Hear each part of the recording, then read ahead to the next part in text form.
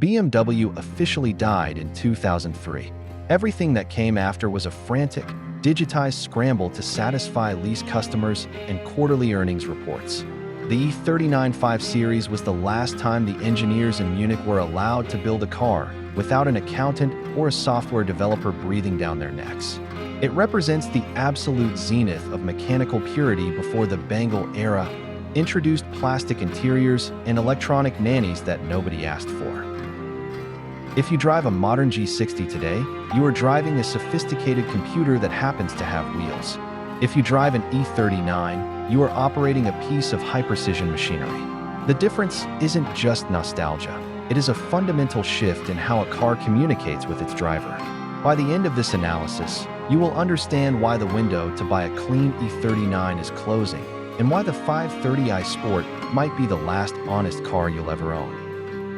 The E39 entered production in 1995 with a development budget that would bankrupt a small nation. BMW spent billions of marks ensuring that this chassis would be the stiffest, most composed executive sedan on the planet.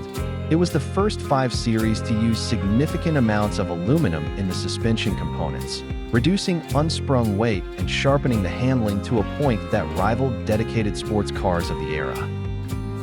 Today, the market is finally waking up to the fact that we will never see this level of build quality again. Auction prices for well-maintained examples have climbed nearly 30% in the last 24 months. The supply of rust-free, sub-100,000-mile cars is evaporating. This isn't just about owning a classic. It's about securing the final evolution of the ultimate driving machine before they all end up in private collections or scrap heaps. Look at the silhouette of an E39 and try to find a single wasted line. Joji Nagashima designed a body that is completely devoid of the aggressive, angry styling that defines modern BMWs. There are no oversized kidney grills and no fake plastic vents. The proportions are governed by the golden ratio, creating a timeless profile that looks as expensive today as it did 30 years ago. The interior follows the same philosophy of focused restraint. The dashboard is canted toward the driver, a hallmark of BMW's golden era that has been largely abandoned for flat, tablet-style screens. Every button provides a tactile, mechanical click. There is no iDrive system to freeze up and no touchscreens to collect fingerprints. It is an environment designed for the act of driving, not for scrolling through menus at a stoplight. Under the hood, the E39 offered the finest selection of engines ever bolted into a mid-sized sedan.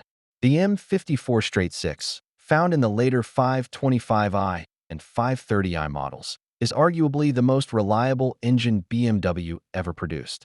With a forged steel crankshaft and a double Vanos system, these engines can easily cross the 300,000-mile mark if the cooling system is maintained. They provide a linear power delivery that modern turbocharged engines simply cannot replicate. For those who prioritize torque, the 540i featured the M62 V8. This was a heavy hitter that turned the 5 Series into a refined muscle car. However, the V8 cars came with a trade-off in handling. To fit the larger engine, BMW had to use a recirculating ball steering box instead of the precise rack and pinion setup found in the 6-cylinder cars. The 540i is a highway missile, but the 530i is the dancer. Then there is the M5. Powered by the S62 V8, it produced 400 horsepower at a time when that figure was reserved for Ferraris. It featured individual throttle bodies and a 6-speed manual transmission as the only option. It was the last M5 that could be serviced in a home garage without a specialized diagnostic computer.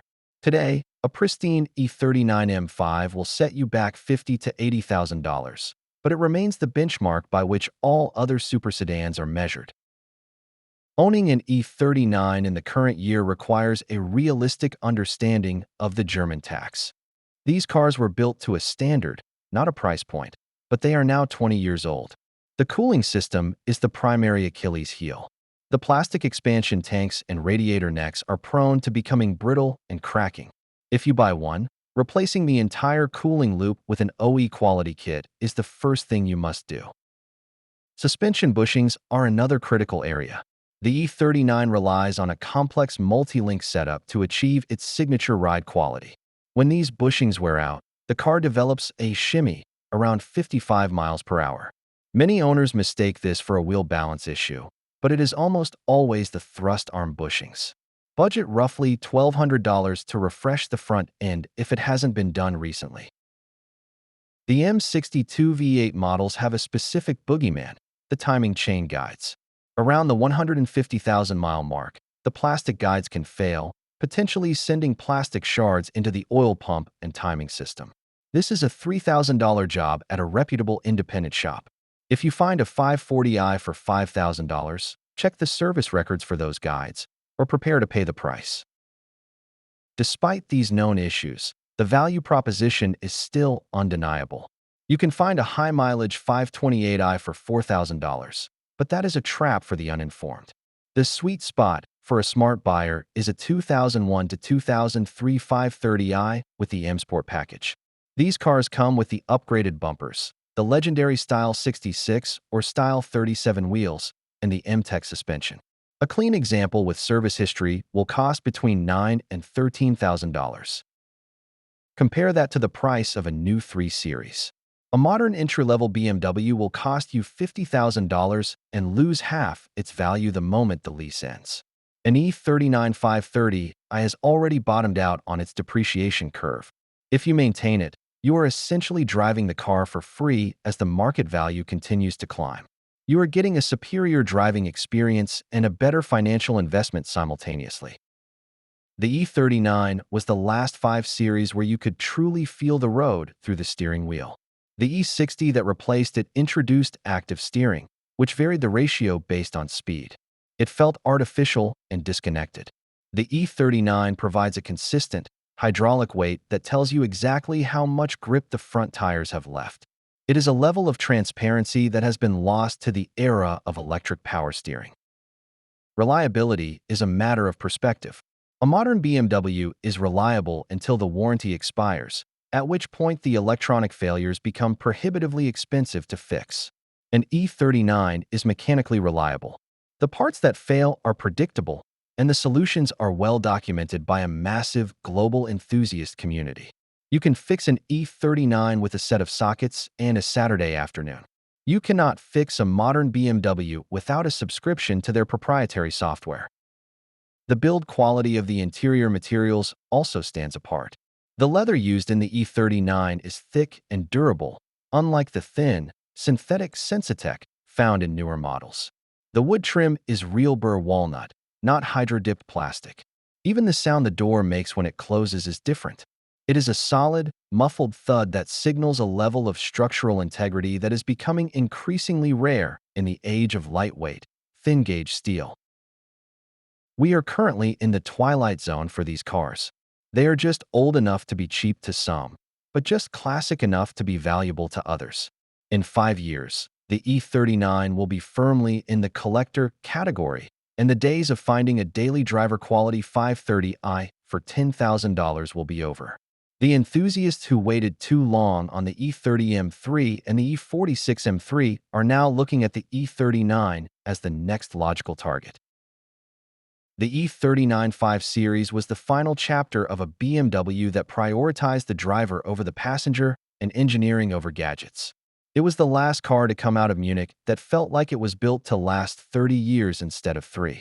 When people talk about the good old days of German cars, this is the car they are picturing.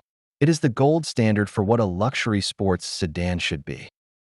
The E39 5 Series is not just a used car. It is a time capsule from an era when BMW was the undisputed king of the road. It offers a level of mechanical connection and build quality that modern manufacturers have deemed too expensive to produce. If you want to experience the peak of Bavarian engineering, the time to act is now.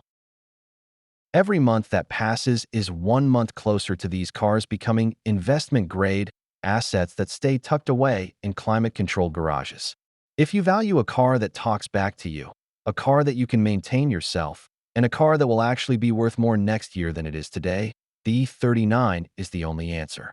Don't wait until the only ones left are $40,000 museum pieces. If you want to know which specific production months of the 2003 model year are the most desirable, that is exactly what we are covering in the next deep dive. Finding the right VIN is the difference between a headache and a masterpiece. See you in the next one.